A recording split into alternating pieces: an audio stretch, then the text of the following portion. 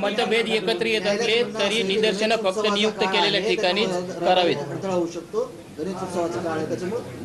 मुंबईतील नाही मग आता माननीय न्यायदेवतेनं मुख्यमंत्र्यांना सांगायला पाहिजे होतं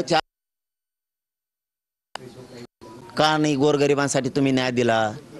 आमची शेवटची आशा काय असती, गोरगरीब जनतेची न्यायदेवता न्यायालय, शेवटची आशा ती असते. आणि मग न्यायदेवतेनं तरी आम्हाला न्याय द्यायला पाहिजे ना, की चूक मुख्यमंत्र्यांची आहे, जाणून बुजून केलं जातं.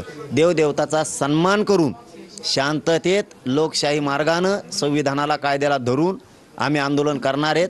आम्ही मुंबईला 27 ऑगस्टला सकाळी 10 वाजता निघणार आहेत आणि एकही नियम आम्ही माननीय न्यायदेवतेचा डावलणार नाही.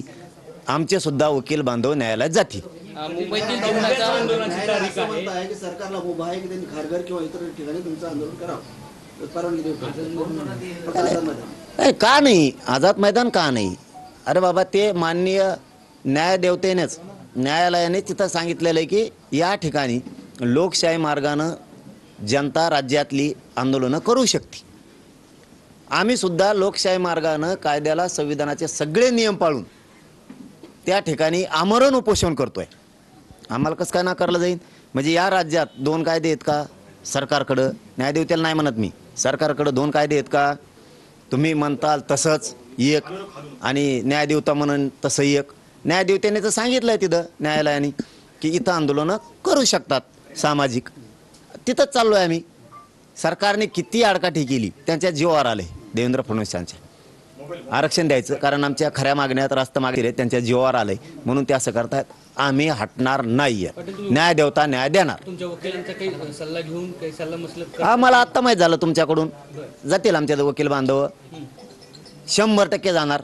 आमची बाजू न्यायदेवतेला ऐकून घ्यावं लागेल, आम्हालाही न्याय द्यायला लागेल. आम्ही सगळे नियम पाळून न्यायदेवतेला आजच सांगतो न्यायालयांना, आम्ही तुमचे सगळे नियम त्याचा सन्मान करू आझाद मैदानावर आंदोलन शांततेत उपोषण करणार, आमरण उपोषण करणार आणि मी 29 ऑगस्टला आझाद मैदानला येणार आहे. पाटील 2 आठवड्यानंतर सुनावणी ठेवलेली न्यायालयानं. आता 15-16 घंटे राहिले असतील तुमच्या आंदोलनाला, तुमच्या जाहीर केल्यापासून. नाही असं नाही होणार. आम्ही न्यायदेवता न्याय देणार. आमच्या वकील बांधव जातील न्यायाच्या निर्णयावर. त्या प्रक्रियेवर मला काहीही बोलायचं नाही. न्याय प्रविष्ट येते आता, त्याच्यामुळं आमचे बांधव वकील बांधव सगळे जाणार आणि परवानगी माननीय न्यायदेवता देणार.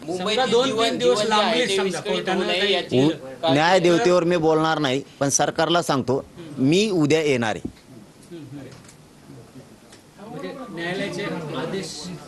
न्यायालयाचा आदेशाचा आम्ही सन्मान करतोय. न्यायदेवता आमच्यावर अन्याय करणार नाही. आमचे सुद्धा वकील बांधव जाणार. आज काही मनासारखं न्यायालय झालंच नाही तर जर तरला नसतं. न्यायदेवता ही सगळ्यांसाठी, असा दुहेरी कायदा नाहीये.